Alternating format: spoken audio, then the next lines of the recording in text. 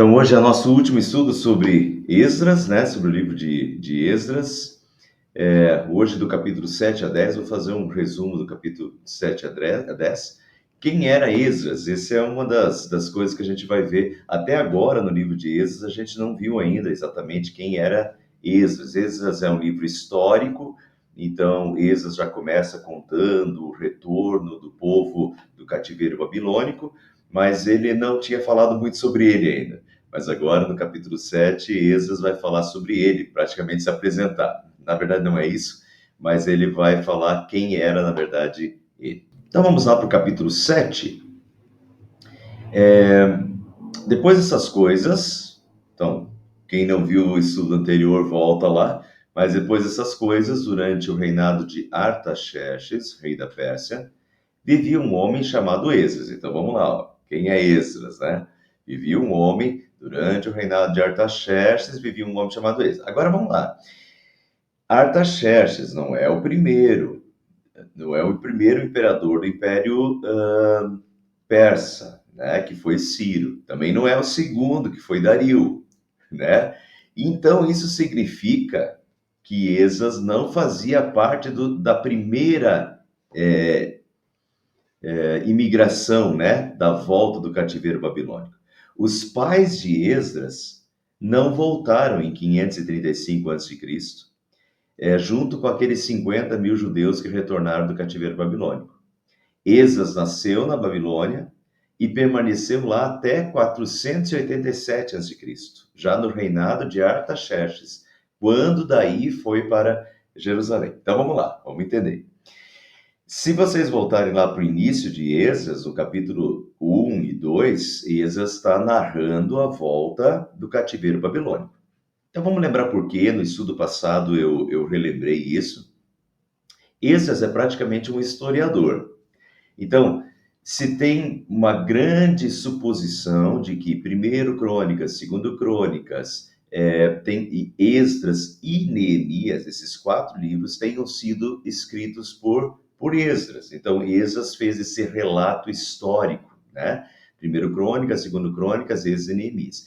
Então, Esdras, de certa forma, está fazendo esse relato histórico, e no livro de Esdras, no início do livro de Esdras, ele conta essa história da volta do cativeiro babilônico. Depois de 70 anos no cativeiro babilônico, o povo pôde voltar. 50 mil judeus voltaram. Mas Esdras não é daquele período. Ele conta aquele período, né? Tipo como um historiador. Ele relata o período, mas ele não é daquele período. Então, aquela primeira imigração que voltou, de 50 mil judeus, que voltou em 535, lá quando Ciro era o primeiro imperador, permitiu a volta dos judeus para Jerusalém, Esdras não estava naquele grupo, né? Então, Esdras é de 57 anos depois, tá? 57, 58 anos depois daquela primeira leva de imigrantes. Então, sim, Esdras veio, e daí tem uma segunda imigração agora, tá? Esdras, essa segunda ou terceira, sei lá, mas pelo menos tem agora, depois de 57 anos, Esdras e mais alguns vão fazer uma imigração de novo para Jerusalém, tá? Então, depois dessas coisas, durante o reinado de Artaxerxes, rei da Pérsia, vivia um homem chamado Esdras. Agora vem um monte de nome. Ele era filho de Seraías, filho de Azarias, filho de Ilquias, filho de Salum, filho de Zadok, e daí vai, até lá que no final ele fala filho do sumo sacerdote Arão. Bom, com certeza o Esdras não era filho de todo mundo, todos vocês estão aqui, né? Não tinha, sei lá, nem contei quantos 20 pais aí, né? O que acontece aqui é que ele está traçando a árvore genealógica dele. Filho de, filho de, filho de, é a árvore genealógica, e o que ele quer mostrar é que ele é filho do sumo sacerdote Arão. Ou seja, é aqui que ele quer chegar. E aí, pessoal, até para a gente se acostumar com essa linguagem do Antigo Testamento, quando muitas vezes no Antigo Testamento, quando fala filho de, às vezes ele está querendo traçar a árvore genealógica, às vezes não é o filho direto, às vezes pode ser o neto ou o bisneto, às vezes pula 3, 4 gerações. Isso muitas vezes acontece quando na época dos reis, eles queriam falar que eram descendentes de Davi, e eles falavam assim, nós somos filhos de Davi, ou filho do pai Davi, né? O filho de Davi. Mas, na verdade, Davi tinha sido tataraneto daquele rei, entende? Então, é assim que se traça essas árvores genealógicas, filho de, então, às vezes, não é filho direto, né? É só para vocês, só estou comentando isso para vocês saberem, porque isso acontece em outros lugares da Bíblia também, né? Mas o objetivo do Esdras, então veja, o Esdras, ele não vem na primeira leva com aqueles 50 mil judeus, ele não estava em Jerusalém, ele nasceu na Babilônia já, ele é filho de judeus, mas os pais dele não voltaram na primeira leva, permaneceram lá, ele nasceu na Babilônia, ele se criou na Babilônia e chega nesse momento aqui agora, ele vai migrar para Jerusalém. Agora, qual é o cacife dele para chegar lá em Jerusalém? Entende? E para querer fazer alguma coisa em Jerusalém. O cacife dele é justamente de que ele é da linhagem sacerdotal e de que ele é da linhagem de Arão. E é isso que ele quer mostrar, né? Porque ele vai exercer o papel sacerdotal em Jerusalém.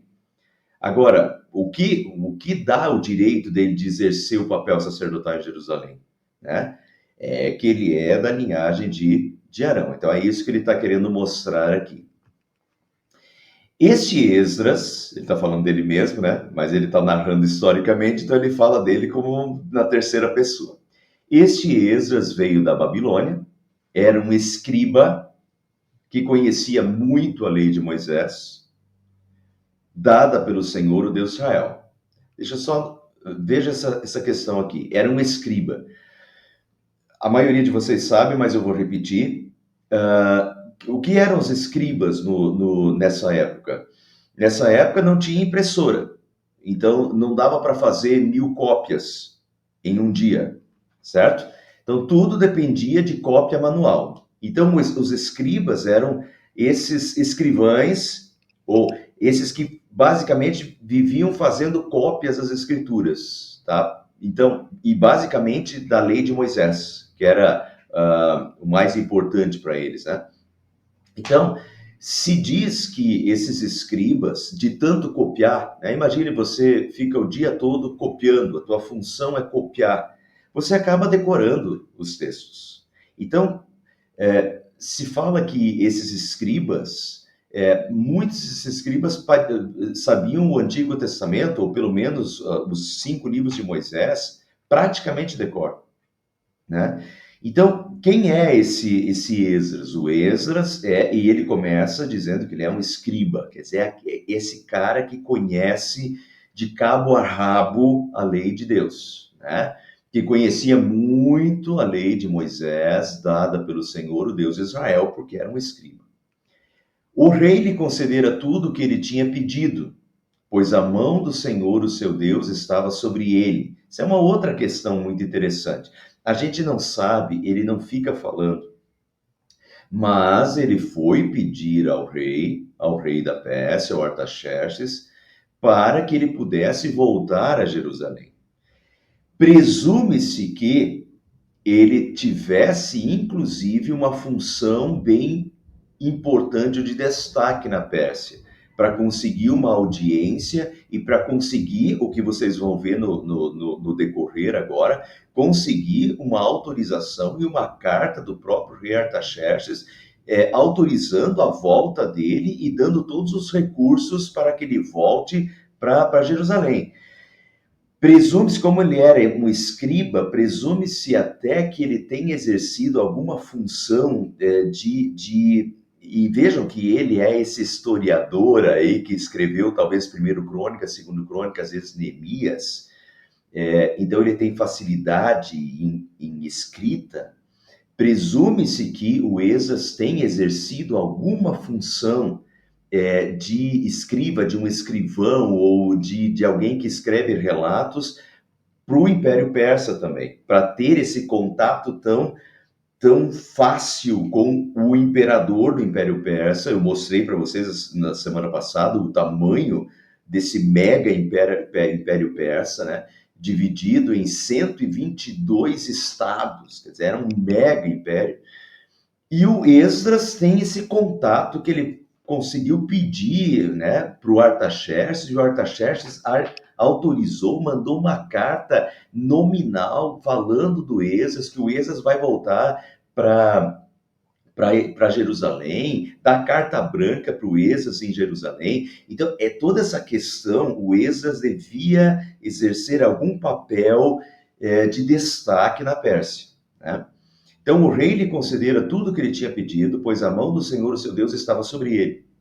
Alguns dos israelitas, inclusive sacerdotes, levitas, cantores, porteiros, servidores do templo, também foram para Jerusalém no 7º ano do reinado de Artaxerxes. Tá, então no 7º ano do reinado de Artaxerxes, por isso a gente sabe, cruzando a história com a história do Império Persa, a gente sabe exatamente quando Artaxerxes começou a ser rei. Então, o 7º ano do reinado de Artaxerxes é 457 a.C. E aqui diz que voltaram com ele sacerdotes, levitas, cantores, porteiros, servidores do templo, também foram para Jerusalém. Então, lembrando, quem perdeu aí o iniciozinho do estudo de hoje, o Esdras faz parte de uma segunda leva de judeus que voltaram para Jerusalém. Esdras não voltou naquela primeira leva, quando aqueles 50 mil voltaram, né, do cativeiro babilônico, da Babilônia para Jerusalém.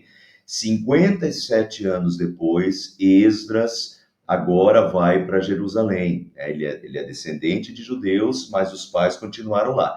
Não só os pais dele. Muitos, na primeira leva, pessoal, foram só 50 mil. A gente pode achar que é bastante, mas se vocês forem pensar quantos mil judeus foram deportados, a gente não tem nem ideia de quanto era isso, mas foi muito mais. Então, teve muitos judeus que ficaram na Babilônia. E aqui a gente vê, essa segunda leva com Esdras já volta. Tinha muitos sacerdotes que não tinham voltado, levitas, cantores, porteiros, servidores do templo. Esse pessoal não tinha voltado, né? São famílias que preferiram ficar na Babilônia e não voltar para Jerusalém. Mas estão voltando agora, nessa segunda leva, 57 anos depois, junto com Esdras. Então, Esdras chegou a Jerusalém no 5º mês do 7º ano desse reinado, 457 a.C. No primeiro dia do primeiro mês, ele saiu da Babilônia. No primeiro dia do primeiro mês, ele saiu da Babilônia. E chegou a Jerusalém no primeiro dia do 5º mês. Eram 1.448 quilômetros desde a Babilônia, da cidade da Babilônia até Jerusalém. 1.448 quilômetros. Então, vocês podem pensar, mulheres, crianças, não tinha carro, né? Pode imaginar aí no camelo ou em jumento, transportando todos os seus pertences, né? Mudando 1.448 quilômetros. Então, levou 4 meses aí a viagem até que eles chegaram em Jerusalém de novo. Porque a boa mão do seu Deus estava sobre ele. Pois Esdras tinha decidido dedicar-se a estudar a lei do Senhor e a praticá-la. Isso aqui é interessante. Não é só estudar, mas estudar e praticar. Vocês vão ver no decorrer dos capítulos de hoje como isso aqui é fundamental. É o que Jesus diz: quem ouve a minha palavra e a pratica é comparado a um homem prudente que edificou a sua casa na rocha. Quem ouve as minhas palavras e não as pratica é comparado ao insensato que edificou a sua casa na areia. A diferença está em ouvir e praticar, em saber e praticar. E Esdras é aquele que sabe a lei de Deus e que a pratica, que coloca em prática. Então, ele se dedicou a estudar a lei do Senhor e a praticá-la e a ensinar os seus decretos e mandamentos aos israelitas. Pessoal, a gente não sabe, Esdras não fala, como Deus, o que moveu ele aí para Jerusalém? Certamente a mão de Deus moveu esse homem para ir para Jerusalém, mas ele teve um chamado direto, como os profetas. Os profetas ouviam a voz de Deus e sentiam que precisavam escrever ou precisavam ir. Esdras não fala isso. Então a gente não sabe se teve um chamado direto de Deus, Esdras vá para Jerusalém, ou de que forma Deus agiu. O fato é que Esdras sente no coração dele que ele tem que voltar para Jerusalém. E o fato é, Deus, seja de uma forma direta, Deus falando com Esdras, seja de uma forma indireta, Deus realmente está levando esse cara, esse sacerdote descendente de Arão, esse escriba que conhecia tão bem a lei de Deus, está levando esse cara para Jerusalém, porque esse cara vai ser peça fundamental numa reforma religiosa, no conhecimento da lei de Deus lá em Jerusalém. Vocês vão ver isso um pouquinho mais no decorrer desses capítulos de hoje. Então vejam aqui, Esdras tinha decidido dedicar-se a estudar a lei do Senhor e praticá-la e a ensinar os seus decretos e mandamentos aos israelitas. Ensinar os decretos e mandamentos de Deus, da lei de Deus aos israelitas. Por que isso era fundamental? Porque depois de 70 anos na Babilônia, sem o templo, porque eles estavam isolados, o templo tinha sido queimado, eles foram deportados, então eles não tinham mais templo. E também sem organização dos sacerdotes lá na Babilônia. Lá na Babilônia eles são um povo estrangeiro. Eles não têm mais o templo, eles não têm mais organização. Lá, pessoal, é daí que começam as sinagogas. As sinagogas que até hoje existem, né, são, digamos, pequenos lugares de adoração dos judeus. Quando é que começam as sinagogas? As sinagogas, com certeza, elas começam aí no período do cativeiro babilônico. Mas a gente não sabe em que altura e com que dimensão elas começam. Provavelmente começaram bem fracas e foram se organizando. À medida que os judeus se espalharam pelo mundo, eles foram fazendo centros, digamos, hoje a gente usaria templos, né? Pequenos centros de adoração e de leitura bíblica, que se chamava sinagogas. Mas isso então mas começa muito fraquinho e vai se organizando com o tempo. O fato é que depois de 70 anos da Babilônia, sem templo e sem organização dos sacerdotes, o povo já não conhecia mais a lei de Deus. Deus moveu Esdras a voltar a Jerusalém e ensinar a palavra ao povo. E essa questão de falta de conhecimento da lei de Deus, da palavra de Deus, a gente pode ver claramente em Neemias. Neemias é do mesmo período. Em Neemias 8:9 lemos: quando ouviram a leitura da lei, eles, o povo, ficaram tão comovidos que começaram a chorar. Então Neemias, o governador, e Esdras, o sacerdote e mestre, deixa eu só colocar esse meu texto aqui um pouquinho para o lado para vocês conseguirem enxergar. Então, Neemias, o governador, e Esdras, o sacerdote e mestre da lei, e os levitas que estavam ali explicando a lei, disseram ao povo. Então vejam que quem estava ali? Neemias, o governador, a gente vai estudar Neemias na sequência, Esdras, o sacerdote e mestre da lei, e os levitas estavam explicando a lei. Então, quando eles estavam explicando a lei, o relato de Neemias é desse período, né? Quando Esdras, Neemias e os levitas estavam explicando a lei, o povo ouviram a lei de Deus, eles ficaram tão comovidos que começaram a chorar, porque há muitos anos eles não ouviam mais a leitura da lei de Deus. E às vezes, e nem lembravam, as novas gerações nem conheciam direito a lei de Deus. Muitos da nova geração nunca tinham ouvido a lei de Deus por completo. Compreende? Então, um desconhecimento da lei de Deus. Então, veja, essa é a realidade. Essa é a realidade depois de 70 anos de cativeiro né, na Babilônia. Então, o papel de Esdras como sacerdote, como um escriba, aquele que conhece a fundo, como um cara, além de conhecer a lei de Deus quase de cor, a fundo, ainda é aquele que se dedica a estudar e praticar, quer dizer, aquele cara comprometido, né? Comprometido e fiel. E é esse cara que Deus pega e talvez até com uma posição, né, com cargo lá na Babilônia, né, de prestígio, Deus chama esse cara para esse cara ir para Jerusalém e lá em Jerusalém promover uma reforma religiosa, né, uma leitura da lei de Deus, uma nova dedicação do povo realmente à palavra de Deus. E agora vem, então, Esdras pede para Artaxerxes para que ele possa voltar a Jerusalém, e esta é uma cópia da carta que o rei Artaxerxes entregou ao sacerdote e escriba Esdras, conhecedor dos mandamentos e decretos do Senhor. Então vamos ver a carta de Artaxerxes agora. Artaxerxes, rei dos reis porque ele governava, ele conquistou o Império Babilônico, né? Ele dominava uma ampla gama de povos. Então ele era o rei dos reis, sem comparação com Jesus, que é o rei dos reis, né? Jesus a gente coloca o primeiro rei em letra maiúscula, é o rei dos reis. Mas aqui é o rei dos reis terrenos, né? O Artaxerxes. Ao sacerdote Esdras, escriba da lei do Deus dos céus, paz e prosperidade. Estou decretando que qualquer israelita em meu reino, inclusive dentre os sacerdotes e levitas que deseja ir a Jerusalém com você, poderá fazer.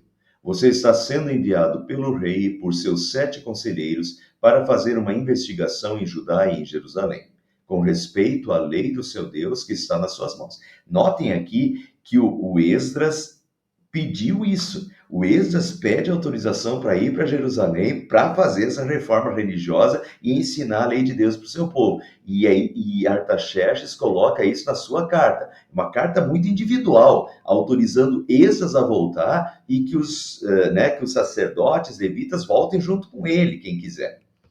Além disso, você levará, Artaxerxes dizendo, além disso, você levará a prata e o ouro que o rei e os seus conselheiros voluntariamente ofereceram ao Deus de Israel, cuja habitação está em Jerusalém, além de toda a prata e todo o ouro que você receber da província da Babilônia, como também as ofertas voluntárias do povo e dos sacerdotes para o templo do Deus deles em Jerusalém. Então, de novo, assim como já tinha, vejo que não é repetição.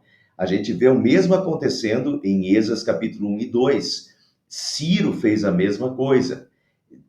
Esses reis estão sendo movidos por Deus. Estão dando, Deus, através desses reis, está dando condição para o seu povo lá em Jerusalém, entende? Para o povo de Deus fazer sua obra em Jerusalém. Ciro já deu ouro, prata e mandou que as pessoas da Babilônia dessem ouro, prata para os israelitas que estavam voltando. Naquela época, 57 anos antes, e agora se repete com Artaxerxes, o terceiro rei. Também faz a mesma coisa. Ele mesmo, do tesouro real, dá ouro e prata, e ainda fala para que o povo, de novo, dê ouro e prata para que esse povo, para que Esdras, né, e os que querem ir junto com ele, possam voltar para Jerusalém. Com esse dinheiro, compre novilhos, diz Artaxerxes, compre novilhos, carneiros, cordeiros, o que for necessário para suas ofertas de cereal e de bebida, e sacrifique-os no altar do templo do seu Deus em Jerusalém.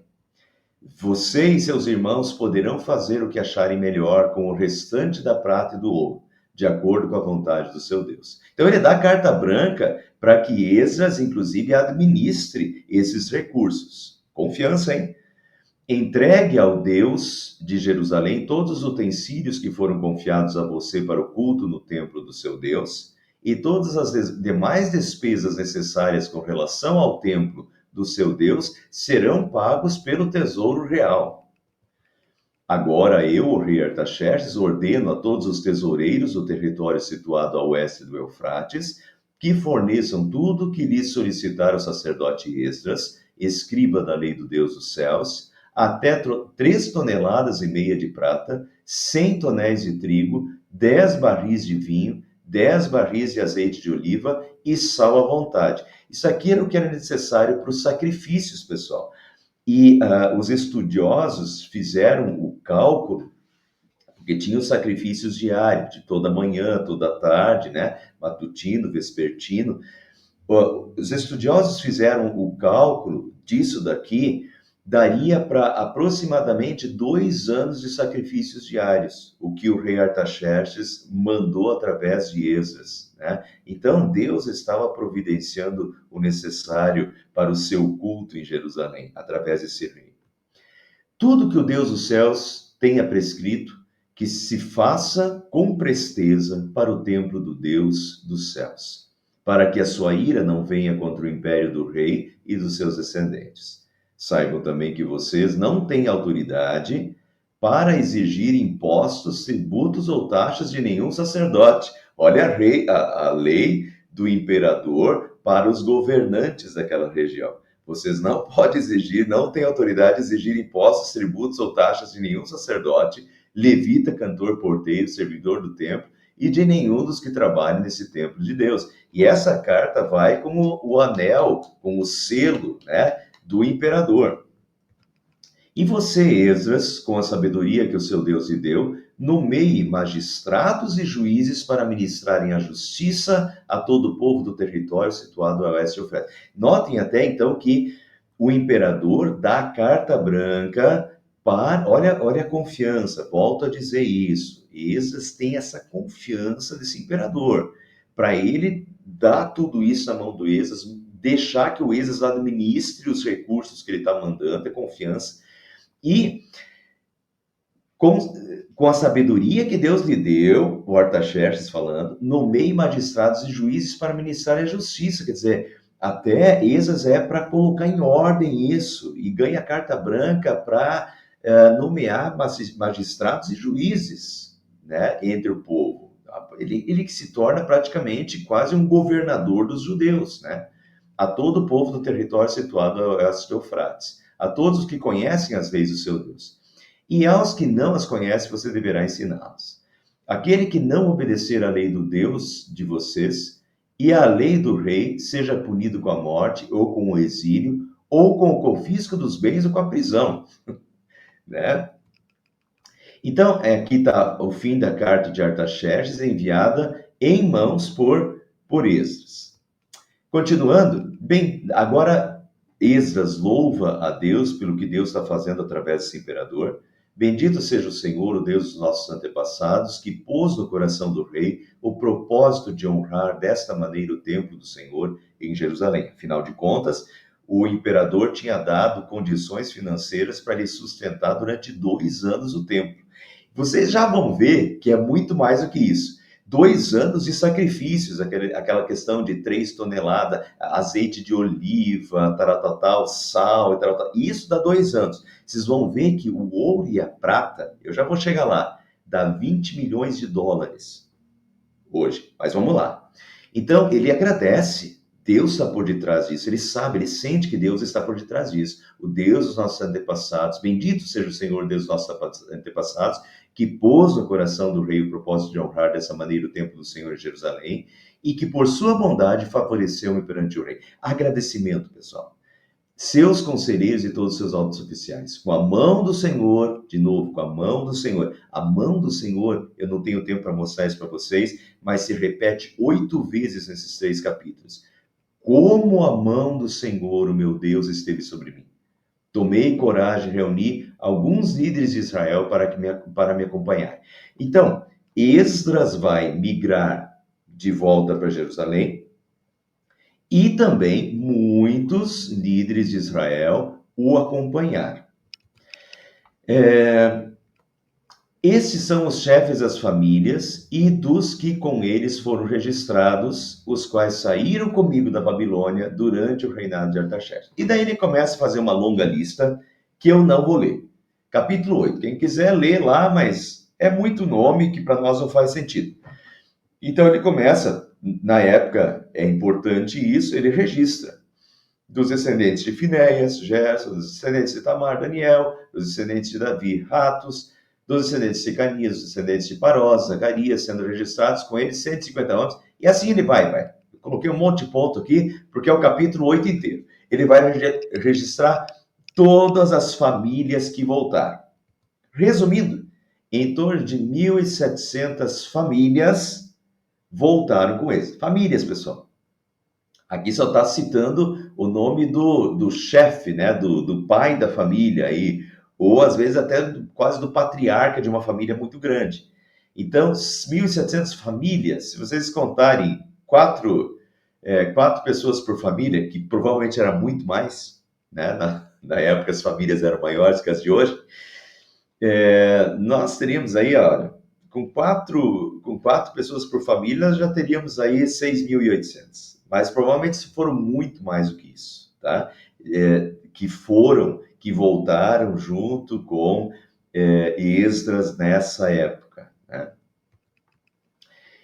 E Esdras continua dizendo: eu proclamei um jejum para que nos humilhássemos diante do nosso Deus e lhe pedíssemos uma viagem segura para nós e nossos filhos, com todos os nossos bens. Notem que não é uma religião de boca para fora. Antes de sair para a viagem, Esdras reúne as pessoas, faz um jejum, ora, se humilha diante de Deus, pede a proteção de Deus para essa viagem. É uma religiosidade prática, ele de fato tem fé, ele de fato se humilha diante de Deus, né? É uma pessoa que tem comunhão de fato com Deus e reconhece agradecimento e comunhão. Depois separei 12 dos principais sacerdotes e pesei honestidade, seriedade agora. Notem que o Artaxerxes deu carta branca para o Esdras para levar ouro e prata. Agora olha o que o Esdras faz. Honestidade e seriedade na igreja, nas ofertas da igreja. Depois separei 12 dos principais sacerdotes, pesei diante deles a oferta de prata e de ouro, os utensílios que o rei, seus conselheiros, seus oficiais e todo Israel ali presente tinha doado para a casa do nosso Deus. Pesei e entreguei-lhes 22.750 quilos de prata, 3,3 toneladas e meia de utensílios de prata, 3 toneladas e meia de ouro, 20 tigelas de ouro pesando 8,5 quilos, 2 utensílios finos de bronze polido, tão valiosos como se fossem de ouro. Notem, ele escreve, ele registra, ele pega 12 líderes, 12 dos principais sacerdotes, ele não faz sozinho, chama os outros, conta tudo, registra tudo. Isso é honestidade, isso é princípio, é assim que as igrejas administram as ofertas que recebem, né, do povo, as doações até hoje que recebem, tem que ser registradas com honestidade, com clareza, né, para evitar qualquer mal entendido. E agora vejam, calcula-se que o valor das doações em torno de 20 milhões de dólares, se a gente fosse trazer isso para hoje. E isso já computado na época, quanto valia o ouro, né, e tal. Se fosse trazer para hoje, daria em torno de 20 milhões de dólares. O que eles receberam do rei Artaxerxes, de doações de oficiais, de doações dos israelitas também, dos judeus que talvez não voltaram e que fizeram doações para os que estavam voltando, né, doações para o templo em Jerusalém. 20 milhões de dólares. Olha Deus provendo, Deus provê, Deus proveu o que era necessário para o seu templo, para o seu culto em Jerusalém. E eu lhes disse: tanto vocês como esses utensílios estão consagrados ao Senhor. A prata e o ouro são uma oferta voluntária ao Senhor, o Deus dos seus antepassados. Guardem-nos bem até que os pesem nas salas do templo. Vai ser pesado de novo, eu não coloquei porque eu resumi o tempo, mas quando eles chegarem em Jerusalém, tudo isso vai ser pesado de novo, para ver se nada sumiu. Bem interessante, honestidade, seriedade nas coisas de Deus, na oferta. Eles pesam antes de sair e lá na volta, quando chega em Jerusalém, vai ser pesado de novo. Pesem nas salas do templo do Senhor em Jerusalém diante dos sacerdotes principais, dos levitas, dos chefes das famílias de Israel. Então os sacerdotes e os levitas receberam a prata, o ouro e os utensílios sagrados, depois de pesados para levá-los a Jerusalém, ao templo do nosso Deus. No 12º dia do primeiro mês, nós partimos do canal de Ava, onde eles estavam na Babilônia, e fomos para Jerusalém. A mão do nosso Deus esteve sobre nós e ele nos protegeu de ataques de inimigos e assaltantes pelo caminho. Assim chegamos a Jerusalém e ficamos descansando 3 dias. Deus nos protegeu do ataque de inimigos e assaltantes pelo caminho. Pensem, quantos quilômetros eu falei que dava? 1.448 quilômetros. 4 meses de viagem, carregando 20 milhões. Entenderam o problema? Então, graças a Deus, né? Deus nos protegeu. Eu acho que o coração de Esdras estava, né? Queira ou não queira, estava lá aflito, né? Carregando 20 milhões, levando para Jerusalém, 1.448 quilômetros, cruzando, né, terras de diferentes povos. E graças a Deus, então, chegaram a Jerusalém, sãos e salvos, assim como os recursos, né, também. Depois que foram feitas essas coisas, os líderes vieram dizer-me. Agora, perfeito. Então, aqui chegaram a Jerusalém, descansamos 3 dias. Agora eles estão em Jerusalém. Alguns meses depois, o que acontece? Depois que foram feitas essas coisas, os líderes vieram dizer-me: o povo de Israel, inclusive os sacerdotes e os levitas, quer dizer, os líderes religiosos, os sacerdotes e os levitas, não se mantiveram separados dos povos vizinhos e das suas práticas repugnantes, como a dos cananeus, dos hititas, dos ferezeus, dos jebuseus, dos amonitas, dos moabitas, dos egípcios e dos amorreus. Eles e seus filhos se casaram com mulheres daqueles povos e com eles misturaram a descendência santa. E os líderes e os oficiais estão à frente nessa atitude infiel. Então vamos lá. Hoje, talvez isso já não faça muito sentido, mas Deus tinha mandado, eu vou mostrar isso daqui a pouco, Deuteronômio, capítulo 7, uma das leis que Deus tinha dado para o seu povo, quando o seu povo entrou na terra de Canaã, é de que o seu povo não se misturaria com a gente daquela terra. Que o seu povo não se casaria e nem daria suas filhas em casamento, ou seus filhos em casamento. Então, não era para haver casamentos entre o povo de Deus com os povos da terra, para que os povos da terra, através do casamento, não levassem o povo de Deus a falsas crenças e que eles não fossem seduzidos através desses casamentos mistos para longe de Deus. Isso viraria uma tentação. Tem um texto que fala que isso viraria um laço para que prende passarinho, entende? Uma armadilha para o povo. Os casamentos mistos eram uma armadilha para o povo. Então, o povo não era para casar com outros povos. Notem, pessoal, que isso foi a ruína de Salomão. A gente vê claramente o final da vida de Salomão, e lá diz que as mulheres de Salomão o induziram a adorar outros deuses. E Salomão, no final da vida, está erguendo altares para diversas divindades das suas diferentes mulheres. Pode ler lá o final da vida de Salomão. Então, isso facilmente aconteceu. E foi isso que aconteceu. O povo não respeitou essa lei e o que aconteceu? O povo se casou e foi uma das causas bem descritas nos livros do Antigo Testamento, uma das causas que levou ao cativeiro babilônico, que causou a infidelidade do povo de Deus, foram os casamentos mistos. Então, o que está acontecendo agora? Agora, eles foram castigados, eles ficaram 70 anos no cativeiro babilônico, foram castigados por Deus por causa da sua infidelidade, do que aconteceu. E agora, presume-se que na volta, eles vão voltar em pureza e em santidade, se dedicar a Deus, né? Em pureza e santidade. Mas o que acontece? O povo vem falar aqui agora que os próprios líderes e oficiais estão à frente dessa atitude infiel de se casarem com mulheres daqueles povos e se misturarem com a descendência santa. Mas daí Esdras fica mal. Quando ouvi isso, rasguei a minha túnica, o meu manto, arranquei os cabelos da cabeça e da barba e me sentei estarrecido.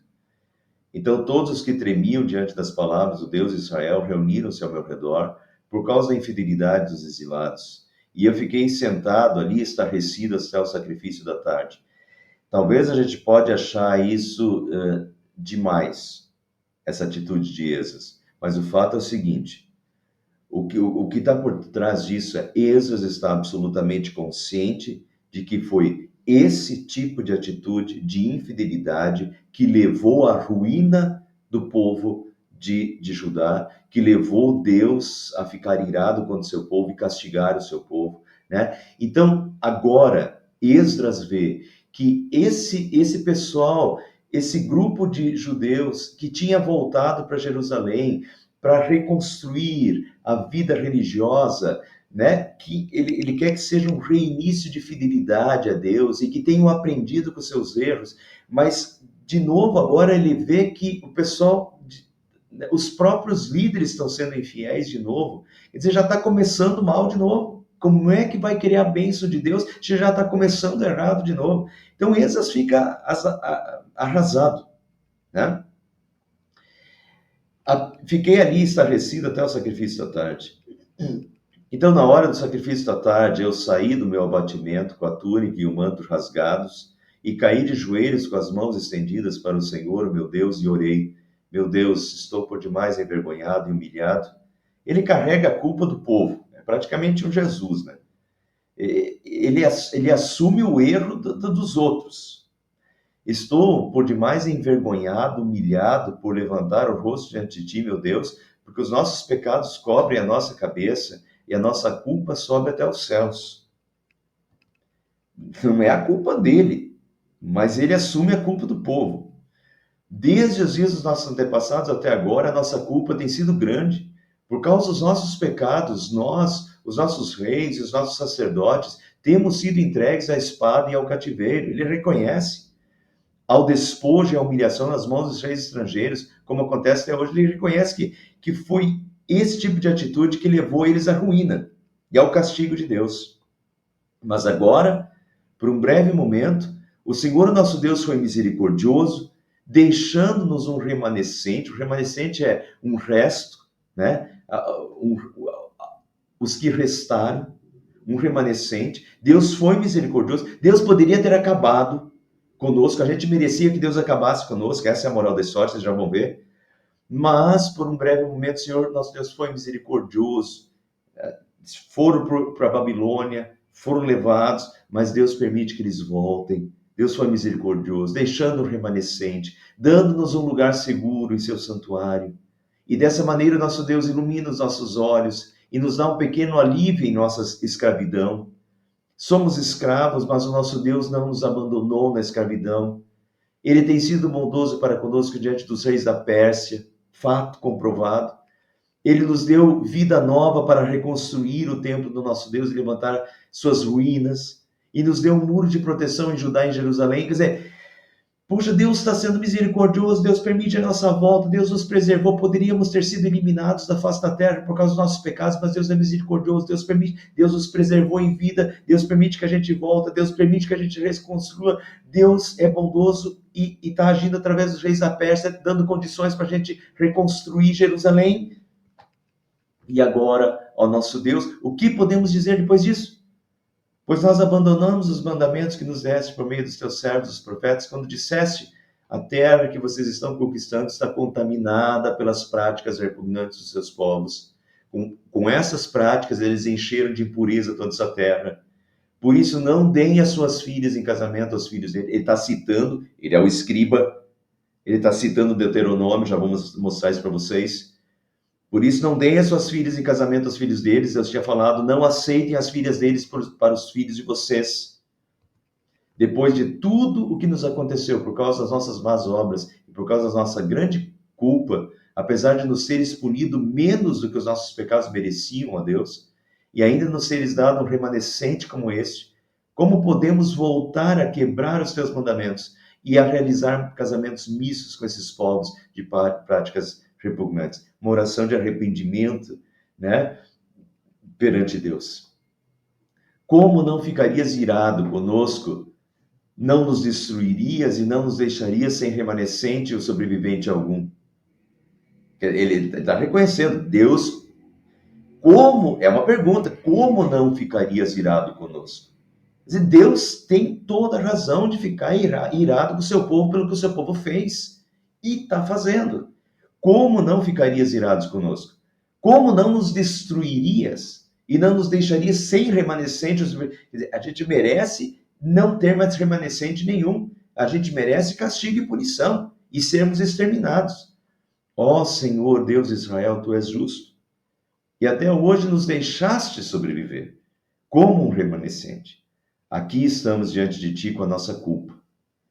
Embora saibamos que por causa dela, nenhum de nós pode permanecer na tua presença. Belíssima oração de confissão de pecados de Esdras em nome do povo a Deus. Enquanto Esdras estava orando e confessando, chorando, prostrado diante do templo de Deus, uma grande multidão de israelitas, homens e mulheres e crianças, reuniram-se em volta dele e eles também choravam amargamente. Quer dizer, o povo reconhece o pecado também e agora o povo também chora amargamente pelos seus erros, né? Junto com Esdras. Vejam que líder é esse Esdras, né? Um cara comprometido, fiel, que reconhece, que pede perdão, né? Então, Secanias, filho de Jeiel, disse a Esdras: fomos infiéis ao nosso Deus quando nos casamos com mulheres estrangeiras, procedentes de povos vizinhos, mas apesar disso, ainda há esperança para Israel. Façamos agora um acordo diante do nosso Deus, uma aliança, um acordo diante do nosso Deus, e mandemos de volta todas as mulheres e seus filhos, segundo o conselho do meu Senhor e daqueles que tremem diante dos mandamentos do nosso Deus. Que isso seja feito em conformidade com a lei de Deus. Então, ele se compromete agora de mandar as mulheres de volta, né, esses casamentos, desfazer esses casamentos mistos para manter a santidade do povo de Israel, como Deus havia dito. Levante-se, diz o Secanias para Esdras, levante-se. Essa questão está em suas mãos, mas nós o apoiaremos. Tenha coragem e mãos à obra. Esdras levantou-se e fez os sacerdotes principais, os levitas e todo Israel jurarem que fariam o que fora sugerido. E eles juraram. Então Esdras retirou-se de diante do templo de Deus e foi para o quarto de Joanã, filho de Eliasibe. Enquanto ele esteve ali, não comeu nem bebeu nada, lamentando a infidelidade, ficou em jejum, lamentando a infidelidade dos exilados. Fez-se então uma proclamação em todo Judá e Jerusalém, convocando todos os exilados que haviam voltado a se reunirem em Jerusalém. Os líderes e as demais autoridades tinham decidido que aquele que não viesse no prazo de 3 dias perderia todos os seus bens e seria excluído da comunidade dos exilados. A questão aqui, pessoal, é santidade, é pureza. Quem não quer se enquadrar, pode voltar. Agora, ficar no meio do povo santo não vai, né? Se não quer viver em santidade e dentro da lei de Deus, pode voltar para a Babilônia, mas aqui não vai ficar. É mais ou menos isso que aconteceu. Acho que a gente tem que ter essa postura também ainda hoje.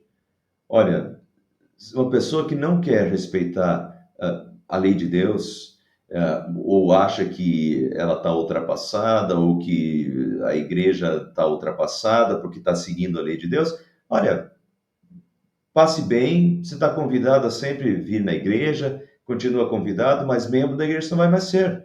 Você não está disposto a seguir Deus? Muito bem, vai para onde você quiser ir.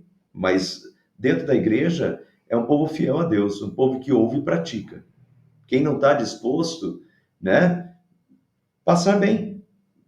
Mas, entende? A gente, às vezes, me dá a impressão que às vezes as igrejas estão querendo, nesse ímpeto missionário de que, vamos chamar pessoas, e as igrejas estão, às vezes, se perdendo.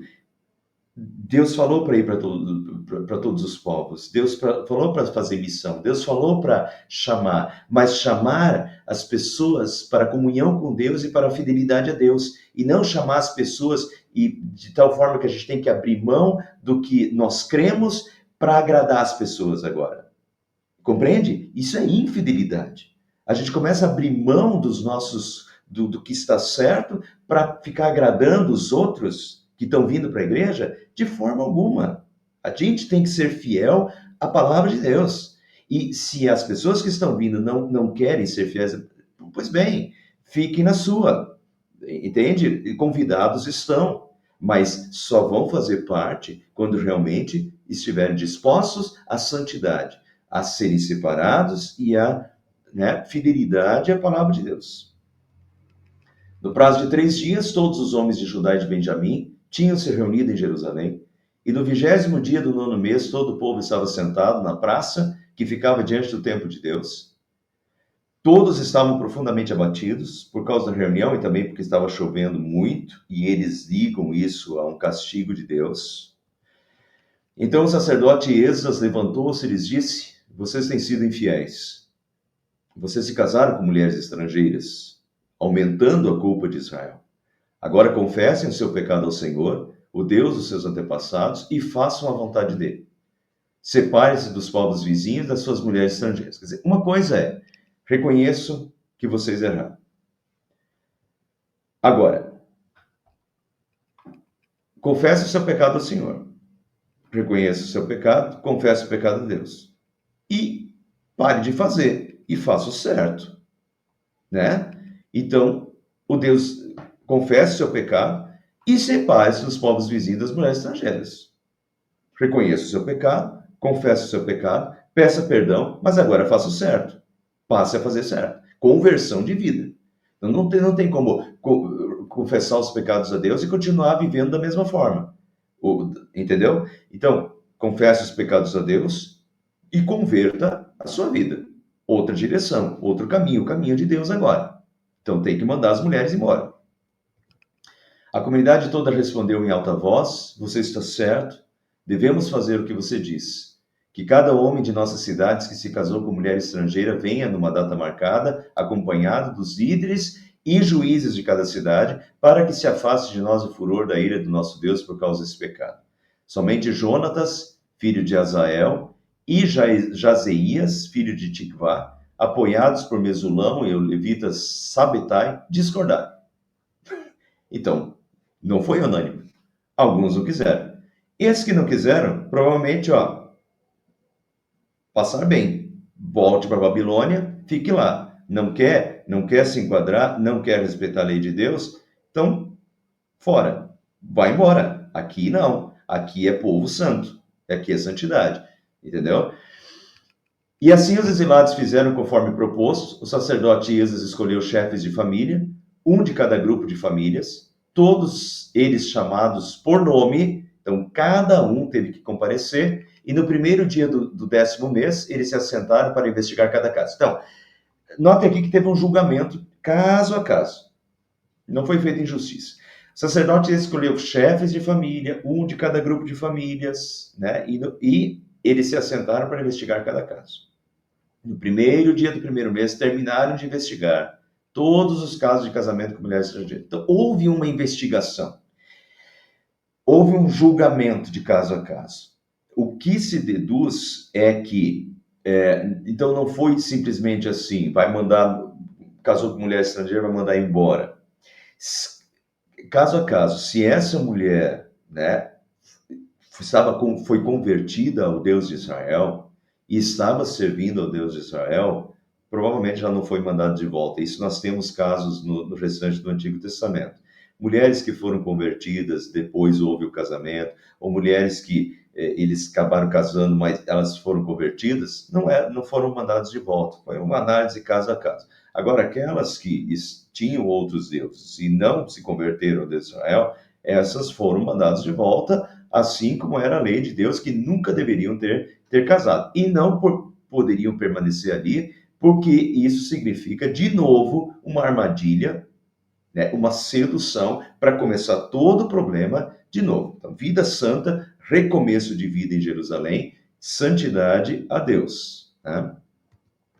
E daí vem uma lista entre os descendentes dos sacerdotes. Esses foram os que se casaram com mulheres estrangeiras, dentre os descendentes de Jesua, de seus irmãos Maséias, Eliezer, Jaribe, Gedalias, Eles apertaram as mãos em sinal de garantia de que iam despedir suas mulheres, e cada um apresentou um carneiro do rebanho como oferta por sua culpa, dentre os descendentes de Imer, vai. Vários pontos aqui, porque no capítulo 10 é uma lista bem grande de sacerdotes, levitas, tal, que tinham casado com mulheres estrangeiras e que tinham que agora mandar, depois daquela análise, depois daquele julgamento, caso a caso, esses daqui agora tinham que mandar as mulheres de volta, entende? E daí tá tudo citado lá, de novo, Esdras, né? Esse cara que coloca tudo no papel. Caso a caso lá. Todos eles tinham se casado com mulheres estrangeiras e alguns deles tiveram filhos dessas mulheres. Muito bem, pessoal. Deixa eu mostrar para vocês Deuteronômio 7, 3 e 4. Não se casem com pessoas dessas nações, olha a lei de Deus. Não deem as suas filhas aos filhos dessa gente, nem tomem as filhas deles para os filhos de vocês, pois elas levariam os filhos de vocês a se desviar de mim, olha aí, e foi o que aconteceu, para que servissem a outros deuses. Assim a ira do Senhor se acenderia contra vocês e depressa eles os destruiria. Foi o que aconteceu. Deuteronômio foi Moisés, né? 1500 a.C. Depois de 1000 anos, eles foram castigados e Deus os levou para a Babilônia. Não os destruiu completamente, por isso Esdras agradece. Deus poderia ter destruído completamente, Deus não destruiu, foi misericordioso,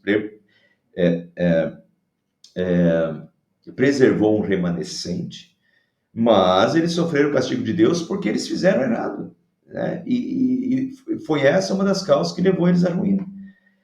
Os casamentos mistos. Isso vale para hoje ainda? Eu acho que o princípio, sim. Eu acho que o princípio continua válido. A gente tem uma lei no Novo Testamento dizendo isso? Não necessariamente, mas eu acho que o princípio continua totalmente válido e a gente olha muito para 2 Coríntios capítulo 6 sobre esse assunto. Não se punham em julgo desigual com os descrentes. Julgo é canga, é aquilo que vai nos ombros lá dos bois, né? Uma canga. Pensa dois bois com canga puxando carroça. Agora pensa que um boi decide ir para a esquerda e outro boi ir para a direita. A carroça não vai, entende? Porque um boi pensa diferente do outro. E essa é a questão do casamento. O casamento é os dois colocam uma canga, quer dizer, os dois vão puxar esse novo relacionamento, essa família. Agora, como é que um crente vai puxar um casamento com um descrente, quando os pensamentos são completamente diferentes? A moral é diferente, os preceitos são diferentes, o pensamento é diferente, entende? Então, é isso que diz Paulo. Não se põe em julgo desigual com os descrentes, pois que sociedade pode haver entre a justiça e a iniquidade? Ou que comunhão existe entre a luz e as trevas? Que harmonia pode haver entre Cristo e o maligno? Ou que união existe entre o crente e o descrente? Que ligação há entre o santuário de Deus, que somos nós, e os ídolos? Porque nós somos santuários do Deus vivo, como ele próprio disse, habitarei e andarei entre eles. Serei o seu Deus, eles serão o meu povo. Por isso o Senhor diz, saiam do meio deles, separem-se deles, não toquem em coisa impura, e eu os receberei. Serei o pai de vocês, e vocês serão meus filhos e minhas filhas, diz o Senhor Todo-Poderoso. Portanto, meus amados, tendo tais promessas, purifiquemo-nos de toda impureza, tanto da carne como do espírito, aperfeiçoando a nossa santidade no temor de Deus. Primeiro, então, casamento com incrédulos, com pessoas que não creem, não é de forma alguma aconselhável, tá? A gente continua firme nisso, não aconselhando que se case com pessoas que não creem. O texto não está falando de casamentos entre pessoas da mesma igreja. Então, digamos assim, uma pessoa da igreja reformada casar com um católico ou com da Assembleia de Deus. Está casando com outro cristão. Não está se colocando num julgo desigual, como diz o apóstolo Paulo, né? Não está se colocando São dois cristãos, são dois que servem a Deus, são dois, né, comprometidos com Deus. Vai ter ali as suas dificuldades, porque um está indo numa igreja e outro está indo na outra, não é bem o ideal ainda, vai ter suas dificuldades, mas esse texto não está falando disso. O texto está falando de julgo desigual com incrédulos, tá? Com aqueles que não creem. E isso até hoje não é aconselhado. Né? É um casamento misto nesse sentido, de casar com alguém que não crê em nada, né? Não é aconselhável até hoje, tá? Porque muitas vezes serve de armadilha.